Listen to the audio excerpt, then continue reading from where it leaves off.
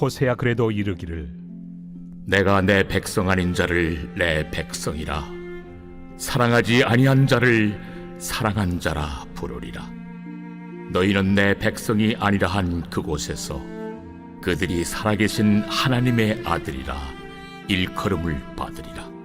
또 이사야가 이스라엘에 관하여 외치되 이스라엘 자손들의 수가 비록 바다의 모래가 들지라도 남은 자만 구원을 받으리니 주께서 땅 위에서 그 말씀을 이루고 속히 시행하시리라. 또한 이사야가 미리 말한 바 만일 만군의 주께서 우리에게 씨를 남겨두지 아니하셨더라면 우리가 소돔과 같이 되고 고모라와 같았으리로다. 함과 같으니라. 그런즉 우리가 무슨 말을 하리요?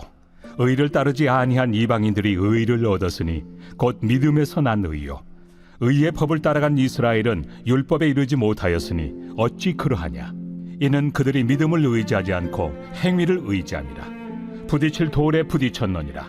기록된 바 보라, 내가 걸림돌과 거치는 바위를 시온에 두노니 그를 믿는 자는 부끄러움을 당하지 아니하리라. 함과 같으니라. 할렐루야. 오늘 또 하나님 앞에 나오신 여러분 모두를 예수님의 이름으로 환영합니다. 하나님은 말씀을 통해 공급하시는 분이십니다. 하나님의 형상대로 창조된 저와 여러분 모두가 오늘 아침에도 하나님의 말씀을 통해 새롭게 힘을 얻게 되시기를 주님의 이름으로 간절히 축복합니다. 오늘 말씀은 로마서 말씀입니다. 사도 바울은 로마서를 통해 복음의 핵심을 사람들의 마음속 깊이 전달하기 원했습니다. 특별히 사도 바울은 이방인과 유대인의 관계, 그리고 그들의 구원에 관심을 가지고 있었습니다. 어떻게 율법과 언약을 소유하지 않은 이방인들이 하나님의 백성이 될 수 있는지, 어떻게 율법과 언약을 가지고도 실패한 유대인들이 다시 하나님의 백성의 자리를 회복할 수 있는지에 대해서 관심을 기울였습니다. 그 정점에 해당하는 부분이 바로 9장에서 11장의 말씀입니다. 바울은 9장 전반부에서 하나님의 주권적 선택의 역사적 사례를 이야기했고, 직전의 본문에서 이방인에 대한 부르심과 선택을 언급했습니다. 오늘 본문에서는 그것을 더 확장시켜서 말씀을 전하고 있습니다. 다 함께 오늘 본문 25절 말씀 읽어보시겠습니다. 호세아에 그래도 이르기를 내가 내 백성 아닌 자를 내 백성이라, 사랑하지 아니한 자를 사랑한 자라 부르리라. 구약 성경 이 호세아서의 말씀이 등장합니다. 이 호세아서에서 불리는 민족이라 함은 이스라엘 민족을 말하는 것입니다. 그러나 바울은 이 민족의 개념을 이방인에게까지 확장시켜서 예수 그리스도 안에서 이루어진 하나님의 언약의 관점에서 그 구약의 말씀을 재해석하고 있는 것을 볼 수 있습니다. 하나님의 약속인 성경은 구약과 신약에 이어져 오는 하나님의 사랑을 담고 있는 말씀입니다. 결국 예수 그리스도까지 이르러 하나님의 약속이 완성되는 것을 우리는 바라보아야 하는 것입니다. 하나님은 이방인들 또한 내 백성이라 부르시는 하나님이십니다. 그 은혜가 지금 이 자리에 저와 여러분들에게까지 흘러 들어오게 된 것입니다. 하나님은 은혜로 우리를 부르셨습니다. 구약 성경에서는 하나님의 긍휼과 자비가 드러납니다. 하나님의 백성들을 향한 그 아버지의 마음인 것이죠. 심판하시지만 회복을 이루어 가시는 하나님을 바라보시기를 간절히 소망합니다. 누구든지 예수 그리스도로 말미암아 하나님의 자녀가 되는 권세를 얻게 된 줄 믿으시길 바랍니다. 그리고 이어지는 27절부터의 말씀에서도 구약의 말씀이 등장합니다. 바로 이사야서 말씀입니다. 다 함께 27절부터 28절까지의 말씀을 읽어보시겠습니다. 또 이사야가 이스라엘에 관하여 외치되 이스라엘 자손의 수가 비록 바다의 모래 같을지라도 남은 자만 구원을 받으리니 주께서 땅 위에서 그 말씀을 이루고 속히 시행하시리라 하셨느니라. 아멘. 이사야 선지자는 바다의 모래처럼 많은 이스라엘 민족 가운데서도 오직 남은 자만이 구원을 얻을 것이다 라고 선포했습니다.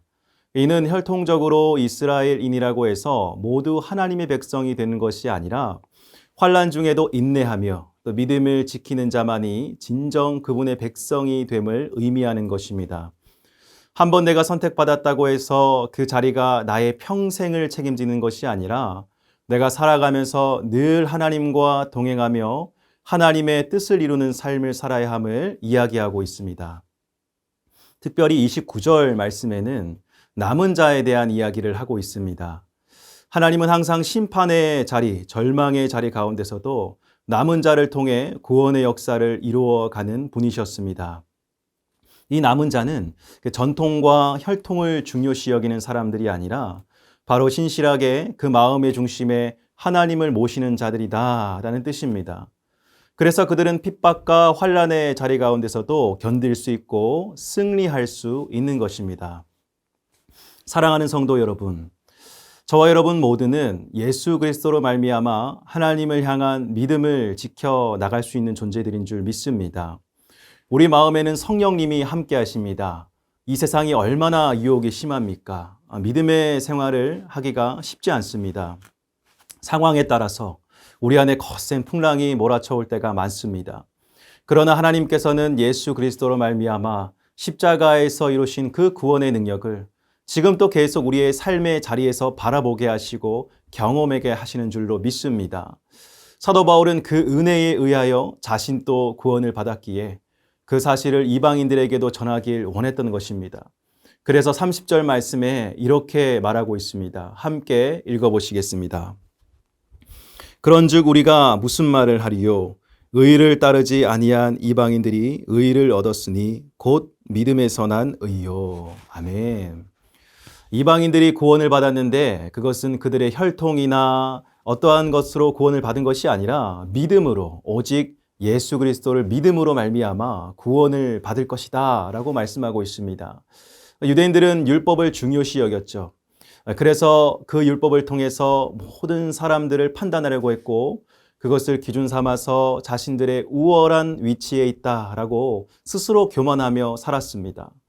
32절 말씀에 보니까 그것을 부딪힐 돌에 부딪혔다라고 표현하고 있습니다. 걸림돌에 걸려 넘어졌다라는 말입니다. 그러나 하나님께서는 그러한 모든 인간적인 착각의 자리에서 벗어나 오직 예수 그리스도를 통한 생명의 구원의 길을 우리 모두가 가기를 원하셨던 것입니다. 마지막으로 33절 말씀에서 그 결단을 이야기하고 계십니다. 33절 말씀 함께 읽겠습니다. 기록된 바 보라 내가 걸림돌과 거치는 바위를 시온에 두노니 그를 믿는 자는 부끄러움을 당하지 아니하리라 함과 같으니라. 아멘. 이 말씀은 이사야서 8장 14절과 28장 16절 말씀을 결합한 것입니다. 이 말씀은 북이스라엘을 향한 하나님의 심판을 경고하는 그 맥락에서 등장한 말씀인데 우리 인생 가운데 예수 그리스도를 믿음으로 말미암아 참된 구원의 역사가 이루어짐을 말씀하시는 내용인 것입니다. 그를 믿는 자는 부끄러움을 당하지 아니한다라고 하십니다. 사랑하는 성도 여러분, 우리의 삶은 하나님의 주권 하에 달려 있습니다. 그러니까 우리의 것이라고 하지만 모든 것이 다 그분께로부터 온 것입니다. 그 하나님께서는 늘 우리에게 살 길을 열어주십니다. 오늘 이 하루의 삶 속에서 낙심과 절망, 실패의 자리가 있을지라도 예수 그리스도를 의지하며 살아가는 인생 가운데 결코 부끄러움을 당하지 않게 하실 것입니다. 결국에 예수님을 붙잡고 살아가는 인생, 승리의 역사, 구원의 역사를 계속해서 이루어가게 하실 것입니다. 사도 바울이 그토록 간절히 전하고자 했던 복음, 이방인에게까지 하나님의 은혜로 말미암아 이루신 그 복음의 역사가 오늘 우리의 삶 속에 이어지고 있음을 믿고 이 하루도 담대히 살아가시는 저와 여러분 되시기를 주님의 이름으로 간절히 축복합니다. 함께 기도하시겠습니다. 사랑이 많으신 아버지 하나님, 예수 그리스도의 의로 말미암아 우리 모두가 구원받게 된 자임을 고백합니다. 하나님, 우리의 공의로 말미암아 하나님께 나아가는 것이 아니요 오직 예수 그리스도로 말미암아 하나님 앞에 설 수 있게 된 우리는 모든 삶의 자리자리마다 그분을 경배하고 의지하며 우리의 모든 것을 십자가 앞에 내려놓는 겸손한 삶을 살아가게 하여 주시옵소서.